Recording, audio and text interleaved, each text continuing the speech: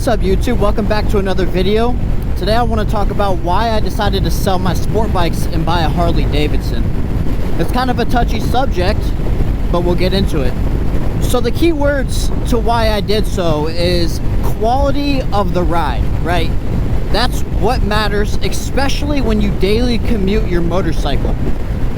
Something that I noticed about riding a Harley versus riding a sport bike on a daily basis to work, doing errands, things like that, is just much more enjoyable, and I'll explain. So first things first is the seating position, right? Any kind of sport bike that you want to buy, it's going to have an aggressive seating position. Now, for your weekend rides up in the mountains, yeah, that's great, man. Like, honestly, I love sport bikes, you know, and I'm going to get another one. But that seating position, it's not comfortable, and whenever you're just cruising, it really starts to weigh on you. So for example, you're in a tucked position and your weight is towards the front of the bike, so you're holding yourself up a lot with your wrists and your hands. So a lot of the weight that you bear all day, or riding I should say, is on your wrists, and I swear to you, you feel it. Like, that's why you see people with sport bikes, they're doing this all the time, right? That's the sole reason right there.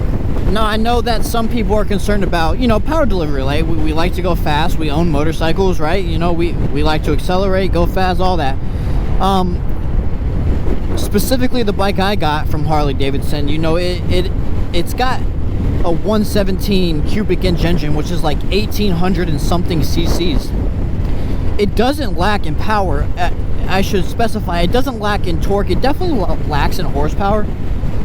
But I mean, who buys a bike and keeps it stock? I don't think anybody does.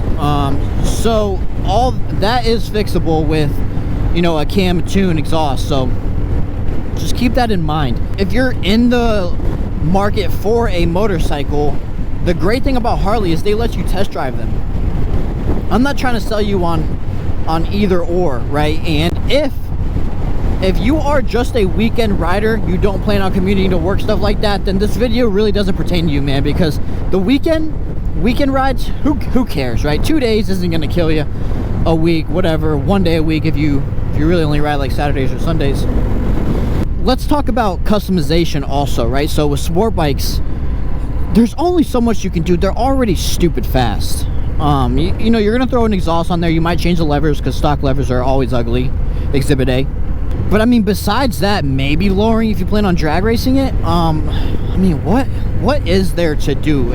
You know, I mean, cosmetics, yeah, but with Harley Davidsons, man, or any kind of cruiser, really, they're just so customizable. I mean, it's ridiculous. You could easily spend the cost of the bike on just aftermarket parts if you really want to get down into it. Just another thing to think about. I know a lot of you guys might be worried about, you know, highway riding, not necessarily cruising at the speed limit, but overtaking, right? I mean, that's a big part of highway riding on a motorcycle. I can tell you right now that at least the Harley, I've only rode 2 Harley Davidsons. This one and the Fat Bob. This is the Lowrider S. Overtaking on these bikes is not a problem. On the highway, you're already doing 80. I mean, I could pull up to 100 miles an hour without even thinking about it. Another big thing, and this one's huge, why I decided to sell the sport bikes, get a Harley, is the insurance cost. Let me explain to you. I was paying for my 600 $180 a month for full coverage, right? Nothing crazy, just your your mid coverage. For this bike, I have pretty much top of the line coverage, $77, brand new. My sport bikes was 2 years old. I got in 2020. It was a 2018. This is brand new. I bought it with 0 miles on it. The bike costs twice as much, and it's half the price for insurance. Now, in my adventure for going to purchase a new motorcycle, I obviously was looking at the ZX-10R, the new one, and an R1. I have no tickets. Well, I got tickets when I was like 16, 17. That was about 10 years ago. I'm 26 now. 8 to 10 years ago. I was quoted $336 a month for insurance on a 1000cc. Again, this engine is twice the size. Now, obviously, size doesn't mean everything, but just because of the type of motorcycle, which they consider a cruiser, I'm paying $70, well, 77 or something like that, a month, full coverage, and it's like top of the line full coverage, right? I was just like, you know, why would I spend 50 when I could spend 77 and cover my ass even more? So it really is something to consider when it comes to monthly cost of the bike. To go back to the quality of the ride, I want to talk about suspension also. So sport bikes are going to be set up for sport riding, right? You're going to have extremely stiff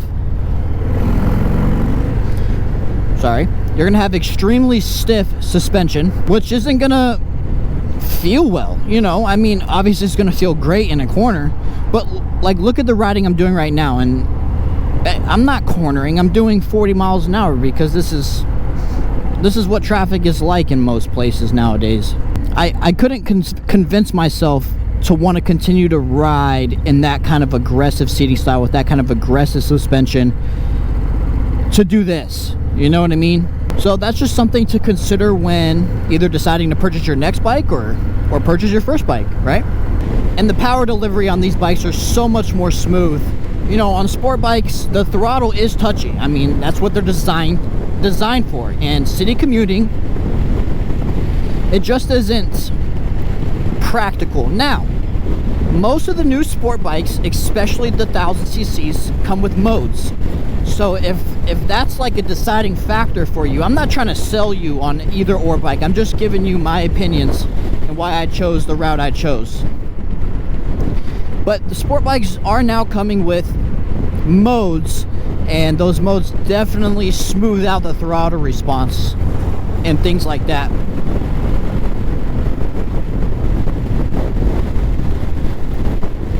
See, I mean, overtaking is not a problem on this bike. Exhibit A right there, you know. But anyway, I hope you guys enjoyed this video. I just wanted to make it short, sweet, you know, kind of get straight to the point. If you guys found this video informative, please give me a like and subscribe. It helps my channel out greatly, and I'll see you on the next one.